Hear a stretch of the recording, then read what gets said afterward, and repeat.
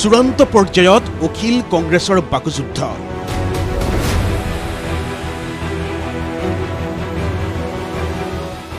কংগ্ৰেছক আৰু গালি নাপাৰিবলৈ অখিল গগৈ খকিয়নি এপিচিচিৰ।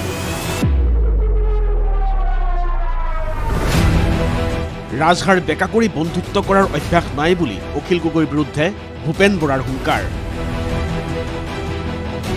দেওবাৰে বৰপেটাত দলীয় সাংগঠনিক সভাৰ অন্তত প্ৰথমে কংগ্ৰেছক ৰাজহুৱা গালি অখিল গগৈৰ। কংগ্ৰেছৰ কোনো উপায় নাই, কংগ্ৰেছে মুখেৰে যিয়ে নকক লাগিলে যদি বিৰোধী ঐক্যমঞ্চৰ লগত নাথাকে কংগ্ৰেছে 2026ত গুহাৰণ দিব, বেয়াকৈ হাৰিব। আনকি এইবাৰ ঘোষণাই কৰি দিলে ৰাইজৰ দলৰ লগত মিত্ৰতা নকৰিলে কংগ্ৰেছে বিজেপিক কেতিয়াও পৰাজিত কৰিব নোৱাৰে। ৰাইজৰ দল বা অন্যান্য আমাৰ বিৰোধী শক্তিবিলাকক নোলোৱাকে কংগ্ৰেছে যে 2026ত কেতিয়াও বিজেপিক হৰুৱাব নোৱাৰে এইটো কনফাৰ্ম। ইমানেই নহয়, দিছপুৰত 2026ত বিৰোধী ঐক্যৰ চৰকাৰ হ'ব বুলি এক্সাইটেড হৈ আছো বুলি দাবী কৰি অখিল গগৈয়ে কৈছিল, বহুতেও এতিয়া 2026 দেখি আছো, বহুতেও 2026 দেখি আছো, আপোনালোকৰ লগত কথা পাতি থাকোঁতেও সৌডোখৰত 2026টো মই লৈ থকা দেখিছোঁ। 2026ত যদি বিজেপিক আমি অসমৰ ৰাজনীতিৰ পৰা বিদায় দিব নোৱাৰোঁ অসমখন চিৰকালৰ কাৰণে শেষ হৈ যাব। এক্সাইটেড হৈ আছো যে অতি সোনকালে বিজেপিক বিদায় দিম।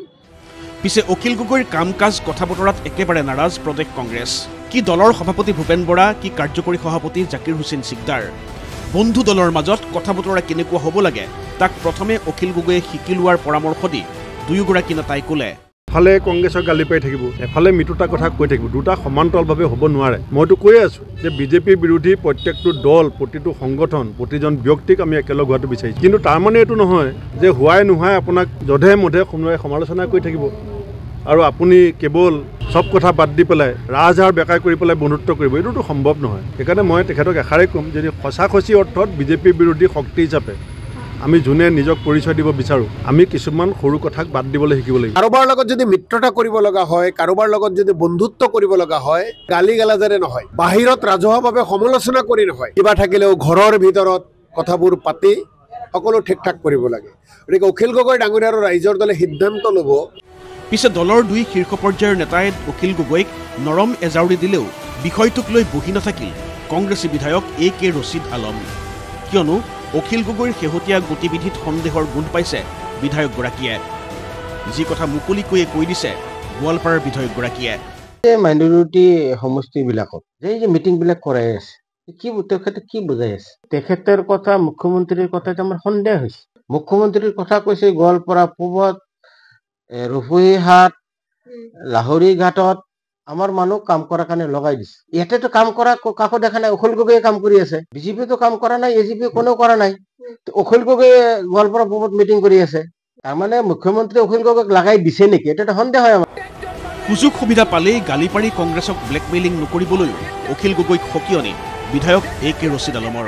এইবিলাক কি আমাক ধমকি দি আছে নেকি?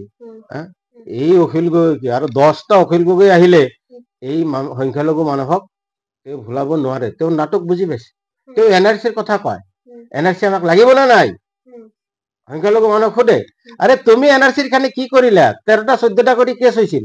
সমান্তৰালকৈ মিত্ৰতাৰ বাবে উদ্বাউল হৈ থকা অখিল গগৈক পাৰিলে কংগ্ৰেছত যোগদান কৰাৰ পৰামৰ্শ দি আলমে পুনৰ ক'লে, আপুনি কিয় কংগ্ৰেছ দলত নাহে? 3 গগৈ কংগ্ৰেছ দলত আহকচোন। অসমত আপুনি 20টা চিট বিচাৰি কৈ আছে, আপুনি 80টা চিট পাব। লয়নজ্যোতি গগৈ, আমাৰ অখিল গগৈ যদি ৰাইজৰ কাৰণে কাম কৰিছে, যদি বিজেপি মুক্ত কৰিব বিচাৰিছে, গৌৰৱ গগৈৰ লগত 3 গগৈ আৰু 2 গগৈ মিলি 3 গগৈ হওকচোন। অসমৰ পিকচাৰ চেঞ্জ হৈ যাব না নাই?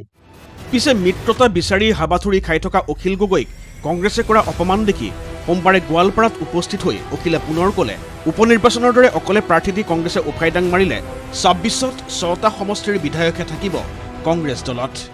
কংগ্ৰেছে যদি এতিয়া এনেকে থাকে 26ত, যোৱাবাৰ 26খন আসন পাইছিলে ন, 101টা চিট খেলি লৈ 26খন আসন পাইছিলে। 26খন আসন পাই তাৰে 7টা আকৌ বিজেপিলৈ গুচি গৈছিলে। এইবাৰতো 26খন নহয়, 6খন আসনো নাপাব যদিহে ঐক্যবদ্ধ নহয়।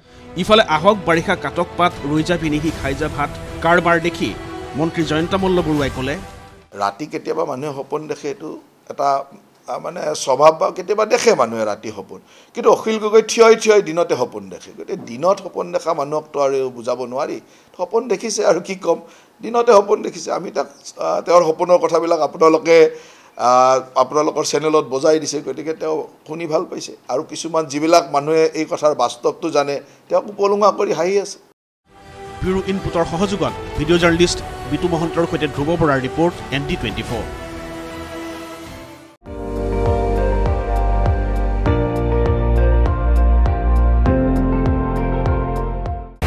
আপুনি চাই আছে ND24, সৰ্বশ্ৰেষ্ঠ নহয় সৰ্বোত্তমৰ দৌৰ।